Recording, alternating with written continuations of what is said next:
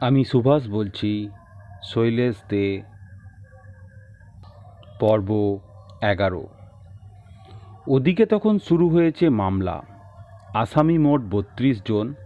গণেশ ঘোষ, অনন্ত সিংহ, লোকনাথ বল, হিরম্ব বল, আশুতোষ ভট্টাচার্য, সুকুমার ভৌমিক, অর্ধেন্দু গুহ, ফণীন্দ্র নন্দী, সহায়রাম দাস, অশ্বিনী কুমার চৌধুরী, সৌরীন্দ্র দত্ত চৌধুরী, শ্রীপতি চৌধুরী, রণধীর দাশগুপ্ত, ধীরেন্দ্রলাল দস্তিদার, সুখেন্দু বিকাশ দস্তিদার, ননীগোপাল দেব, মলিন বিকাশ ঘোষ, নিতাইপদ ঘোষ, মধুসূদন গুহ, সুবোধ চন্দ্র মিত্র, সুবোধ চৌধুরী, সুবোধ বিশ্বাস, সুবোধ বল, সুবোধ রায়, শান্তিভূষণ নান, বিজয় কুমার সেন, অনিল কুমার রক্ষিত, আনন্দ গুপ্ত, নন্দলাল সিংহ। বাকি 3 জন অভিভাবক। কালারপোল সংগ্রামে রজত সেন ও দেবপ্রসাদ গুপ্ত শহীদের মৃত্যুবরণ করলেও তাদের অভিভাবকদের রেহাই নেই, তাই তাদেরও এনে দাঁড় করানো হয়েছে আসামির কাঠগড়ায়। অন্যজন অনন্ত সিংহের পিতা গোলাপ সিংহ, তিনিও আসামি তালিকাভুক্ত। সারা ভারতের দৃষ্টি তখন চট্টগ্রামের দিকে। বন্দীদের ভাগ্যে কি আছে কে জানে। প্রতিশোধ নেওয়ার এমন সুযোগ কি ইংরেজ সরকার এত সহজে ছেড়ে দেবে? তবে ভরসার কথা এই যে শরৎ বসু, বীরেন্দ্র শাসমল, শ্রীশ বসু, অখিল দত্ত, কামিনী দত্ত, এন.আর. দাশগুপ্ত, কালীচরণ ঘোষ, এন.সি. মুখার্জি, মহিম গুহ, জে.কে. ঘোষাল, সন্তোষ বসু প্রমুখ বাংলার সুদক্ষ আইনজীবীগণ সবাই আসামিপক্ষ সমর্থন করছেন। দেখা যাক কি হয়। এবার এক নতুন পরিকল্পনায় হাত দিলেন মাস্টারদা। যে করে হোক বিচারাধীন বন্দীদের মুক্ত করে আনতে হবে। 2টো পথ খোলা আছে। 1, ডিনামাইট চার্জ করে কোর্ট ভবন উড়িয়ে দিয়ে সেই ফাঁকে সবাইকে মুক্ত করে আনা, আর জেলখানার দেওয়াল উড়িয়ে দিয়ে উদ্দেশ্য সিদ্ধ করা। সঙ্গে সঙ্গে তৎপর হয়ে উঠলেন অন্যতম নায়ক নির্মল সেন, তারকেশ্বর দস্তিদার, মহেন্দ্র চৌধুরী, শৈলেশ রায়, অর্ধেন্দু গুহ, শ্রীপতি চৌধুরী, দীনেশ চক্রবর্তী ও নিবারণ ঘোষ প্রমুখ কর্মীবৃন্দ। এ সুযোগ ছাড়লে চলবে না। যে করে হোক এ পরিকল্পনাকে সার্থক করে তুলতেই হবে। বন্দীদের মধ্যে অর্ধেন্দু গুহ, মধুসূদন গুহ প্রমুখ কয়েকজন তখন জামিনে মুক্ত। যথাসময়ে কোর্টে হাজির হয়ে আবার তারা বাড়ি ফিরে যান কোর্টের কাজ শেষ হবার পরে। প্রধানত অর্ধেন্দুর সাহায্যেই যোগাযোগ স্থাপিত হলো মাস্টারদা ও বিচারাধীন বন্দীদের মধ্যে। কাজও এগিয়ে গেল অনেক দূর। জেলের অভ্যন্তরস্থ সেপাই মন্ত্রীদেরও হাত করা হলো একে একে। তবু কিছুতেই কিছু হলো না। 1931 সালের 2রা জুন সব কিছুই ফাঁস হয়ে গেল দলের একটি কিশোর কর্মীর আকস্মিক গ্রেপ্তারের ফলে। শুধু তাই নয়, গর্ত খুঁড়তে গিয়ে জেলের অভ্যন্তরস্থ অস্ত্রশস্ত্রও একদিন ধরা পড়ে গেল ভিতরে কর্মরত রাজমিস্ত্রিদের হাতে। ফলে এতদিনের এত পরিশ্রম, এত অর্থব্যয় সব কিছুই গেল বিপর্যস্ত হয়ে। সংবাদপত্র থেকেই তার বিবরণ এখানে পরপর তুলে দিচ্ছি। চট্টগ্রাম জেলে মারাত্মক অস্ত্রশস্ত্র। প্রকাশ যে স্থানীয় জেলের মধ্যে ট্রাইব্যুনাল মামলার আসামিদের বাসস্থানের নিকটে আজ সকালে কতিপয় মারাত্মক অস্ত্রশস্ত্র পাওয়া গিয়াছে। এতাবৎ সঠিক সংবাদ জানা যায় নাই। লোকনাথ বলের অসুস্থতায় আজ আর স্পেশাল ট্রাইব্যুনালের অধিবেশন বসে নাই। আনন্দবাজার, 6ই মে 1931। চট্টগ্রামে ডিনামাইট আবিষ্কার। আদালতের নিকট ডিনামাইট পূর্ণ বাক্স। অদ্য প্রাতঃকালে জনসাধারণ চট্টগ্রামের আদালতের নিকটস্থ ভূগর্ভে ডিনামাইট আবিষ্কারের বিস্ময়কর সংবাদ পাইয়া অত্যন্ত চমকিত হইয়াছে। প্রকাশ যে 4টি অদ্ভুত রকমের কালো বাক্সে পূর্ণ ডিনামাইট কালেক্টরির পশ্চিম দিকের জমির নিচে পাওয়া গিয়াছে এবং এই অদ্ভুত বাক্সগুলি উত্তর ও দক্ষিণ দিক হইতে আদালতের সোপান পর্যন্ত লম্বা তার দিয়া সংযুক্ত করা হইয়াছিল। বাক্সগুলির চারিদিকেই তার ছিল এবং সেই তারগুলি উত্তর ও দক্ষিণ দিকের লম্বা তারের সহিত যুক্ত করা ছিল। উক্ত কালো বাক্সগুলি আদালত গৃহের প্রধান প্রাচীরের তলে কয়েক ফুট মাটির নিচে খনন করিয়া পাওয়া গিয়াছে। আনন্দবাজার, 3রা জুন 1931। চট্টগ্রামে সান্ধ্য আইন জারি। ফৌজদারি দণ্ডবিধির 144 ধারা অনুসারে অদ্য জেলা ম্যাজিস্ট্রেট 16 থেকে 26 বছর বয়স্ক সমস্ত হিন্দু ভদ্রলোক যুবকদিগকে সন্ধ্যা 7টা হইতে ভোর 5টা পর্যন্ত এই সময়ের মধ্যে গৃহত্যাগ করিতে নিষিদ্ধ করিয়াছেন। আগামী 8ই জুন হইতে এই আদেশ বলবৎ করা হইবে এবং চট্টগ্রাম মিউনিসিপ্যালিটি, জেটি ও পাহাড়তলি অঞ্চলের মধ্যে যে সমস্ত হিন্দু যুবক বসবাস কিংবা অবস্থান করে তাহাদের উপর এই আদেশ বর্তিবে। আনন্দবাজার, 6ই জুন 1931। চট্টগ্রামে নিত্য নতুন আবিষ্কার। প্রকাশ, অদ্য প্রাতঃকালে দেওয়ান বাজারস্থিত একটি বাড়িতে খানাতল্লাশির সময় পুলিশ কতকগুলি তাজা কার্তুজ, 2 বাক্স বিস্ফোরক, অ্যাসিড এবং কতকগুলি বৈদ্যুতিক তার পাইয়াছে।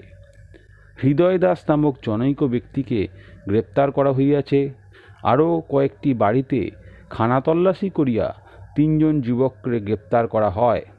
তন্মধ্যে অস্ত্রাগার লুণ্ঠন মামলা সম্পর্কে বিচারাধীন আসামি অধুনা জামিনে মুক্ত অনিল রক্ষিত নামক জনৈক যুবকও আছে। আনন্দবাজার, 8ই জুন 1931। চট্টগ্রামে পিটুনি পুলিশ। 14 দিনের মধ্যে ট্যাক্স দিতে হইবে। জেলা ম্যাজিস্ট্রেটের অফিস হইতে চট্টগ্রাম জেলার 52খানা গ্রামের অধিবাসীদের উপর পিটুনি পুলিশের ট্যাক্স দিবার জন্য নোটিশ জারি করা হইতেছে। নোটিশ জারি করিবার 14 দিনের মধ্যে ট্যাক্স দিতে হইবে। জীবনে সার্থকতা ফেলে কেউ ব্যর্থতা চায় না, তবু তা পেতে হয়, তবু তা মেনে নিতে হয়। পরাধীনতার নাগপাশ থেকে দেশকে মুক্ত করার দুর্বার প্রেরণায় সেদিন যারা স্বেচ্ছায় সুখী ও শান্ত জীবন পরিত্যাগ করে কঠিন কঠোর রক্তাক্ত পথকে বেছে নিয়েছিলেন, বাংলাদেশের সেই মৃত্যুঞ্জয়ী বিপ্লবীরাও সেই সহজ সত্যটাকে মেনে নিয়েছিলেন হাসি মুখেই। চট্টল সূর্য মাস্টারদাও তার ব্যতিক্রম নন।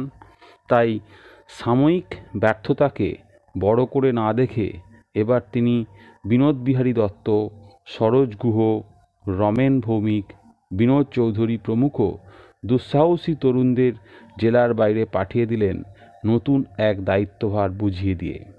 যাও, দুঃসাহসের পাখায় ভর করে এগিয়ে যাও। শুধু জেলার মধ্যেই এই বৈপ্লবিক কর্মধারাকে সীমাবদ্ধ রাখলে চলবে না, এবার তাকে ছড়িয়ে দাও বাংলাদেশের এখানে ওখানে সর্বত্র। পরিকল্পনা বাস্তবে রূপ পেল 1931 সালের 28শে অক্টোবর তারিখে। সেদিন ঢাকার জেলা ম্যাজিস্ট্রেট মিস্টার ডুর্নোকে প্রকাশ্য রাজপথে ধূলিসজ্জা নিতে হলো যুববিদ্রোহের 2 তরুণ কর্মী সরোজ গুহ আর রমেন ভৌমিকের অব্যর্থ গুলিতে। কুমিল্লার কুখ্যাত ডিএসপি এলিসনও রেহাই পেল না। তাকেও একদিন চরম শাস্তি মাথা পেতে নিতে হলো দুঃসাহসী তরুণ শৈলেশ রায়ের হাতে। পুলিশ তার কোনো হদিশই পেল না। বাদ গেল না চট্টগ্রামের গোয়েন্দা বিভাগের জাঁদরের অফিসার আসানুল্লাহ, যাকে বলা হয় মহাশয় ব্যক্তি। চট্টলবাসীরা বোধহয় এহেন মহাপুরুষটির নির্মম অত্যাচারের কথা কোনোদিনই ভুলতে পারবে না। গ্রেপ্তারের পরে অসুস্থ অম্বিকা চক্রবর্তীর ওপর কী পাশবিক নির্যাতনই না করেছিল এই আসানুল্লাহ। প্রহারে প্রহারে জর্জরিত হয়ে অম্বিকা চক্রবর্তী তখন গোঙাতে শুরু করেছেন, জল, একটু জল, জল। সঙ্গে সঙ্গে শৃঙ্খলাবদ্ধ বন্দির সর্বাঙ্গে মূত্রত্যাগ করে অট্টহাস্যে ভেঙে পড়েছিল আসানুল্লাহ। এই নে জল, যত খুশি খা। বিশ্বাস করা শক্ত, রুচিতেও হয়তো বাঁধবে, তবু একথা দিবালোকের মতো সত্য। দেশদ্রোহীর ক্ষমা নেই। আজ হোক কাল হোক চরম শাস্তি তাকে পেতেই হবে। এবার এলো সেই শাস্তি দেবার পালা। 1931 সাল 30শে অক্টোবর জেলা magistrate police super Khan Bahadur Ahsanullah সবাই সেদিন চট্টগ্রাম নিজাম পল্টন মাঠে উপস্থিত। আজ ফাইনাল খেলা। খেলার শেষে বিজয়ী দলকে পুরস্কার বিতরণ করা হবে। চারপাশে পুলিশের কঠোর বেড়াজাল, কারোরই সামনে যাবার উপায় নেই। হঠাৎ শোনা গেল রিভলভার গর্জন, দ্রাম দ্রাম দ্রাম। ব্যাস, খান বাহাদুর খতম। আততায়ী ধরা পড়লেন ঘটনাস্থলেই। নাম হরিপদ ভট্টাচার্য। কিন্তু এ কি? এ যে 13-14 বছরের একটি বালক মাত্র। বিশ্বাস করাও শক্ত। বিপ্লবের পথ কোনোদিনই সুখের নয়। অপমান, অত্যাচার, নির্যাতন এ তো তাদের কাছে বলতে গেলে একটা কথার কথা মাত্র। তবু সেই 13-14 বছরের বালক হরিপদর ওপর সেদিন যে পৈশাচিক নির্যাতন করা হয়েছিল, কোথাও বুঝি তার তুলনা নেই। প্রথমেই আঙুলের সূচ ফুটিয়ে দেয়া হলো স্বীকারোক্তি আদায় করার জন্য। তারপর ব্যাটারি চার্জ। বল, তোদের নেতা সূর্য সেন কোথায়? বললে পুরস্কার পাবে, অনেক টাকা পুরস্কার। গরিব পিতামাতার সন্তান, খুবই গরিব, অতি কষ্টে পড়াশোনা করেন, তাও স্কুলে নয় টোলে। তবু হরিপদ সেই প্রলোভনের কাছে মাথা নোয়ালেন না, একটি বারের জন্যও না। জবাব না পেয়ে এবার চোখের সামনে বৃদ্ধ পিতামাতার ওপর নির্যাতন শুরু হলো। সেই সঙ্গে আগুন দিয়ে নিশ্চিহ্ন করে দেওয়া হলো বাড়িঘর দুয়ার সব। দেখ, দু চোখ ভরে তাকিয়ে দেখ, কেমন লাগছে এখন দেখতে। এখনো বল, সূর্য সেন কোথায়? কোথায় তার অন্তরঙ্গ সহচর নির্মল সেন? কোথায় তারকেশ্বর দস্তিদার, বিনোদ বিহারী দত্ত, মহেন্দ্র চৌধুরী প্রমুখ দলের অন্যান্য ছেলেরা? হরিপদ নিঃশব্দ, নিশ্চুপ। জেরার পর জেরা, প্রশ্নের পর প্রশ্ন, তবু একটু কথাও কেউ শুনতে পেল না তার মুখ থেকে। এবার শুরু হলো শোভাযাত্রা। চারপাশে পুলিশ বেষ্টনী, মাঝখানে হরিপদ। কে কোথায় আছো? তামাশা দেখবে এসো। লোক জড়ো হলেই অমানসিক প্রহার, সেই সঙ্গে অকথ্য গালিগালি। চুপ করে থাকলে চলবে না। ভালো চাস তো এখনো উত্তর দে। বল, ইংরেজ বাহাদুরের জয়। হাজার নির্যাতনে যা সম্ভব হয়নি, এবার তা সম্ভব হলো মল্লিকা। হরিপদ সত্যি এবার জবাব দিলেন। কি জবাব দিলেন শুনবে? প্রহারে প্রহারে জর্জরিত হয়ে হাজার মানুষের সমক্ষে বীর বালক বুক চিতিয়ে জবাব দিলেন, জয় মাস্টারদার জয়, ব্রিটিশ সাম্রাজ্যবাদ নিপাত যাক।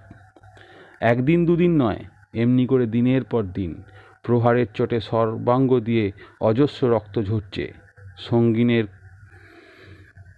খোঁটায় চোখ মুখ সব কিছু অস্বাভাবিকভাবে ফুলে উঠছে। তবু বালক হরিপদ একটিমাত্র কথাই সেদিন বলে গেছেন বারবার, মাস্টারদার জয় হোক, সাম্রাজ্যবাদ নিপাত যাক।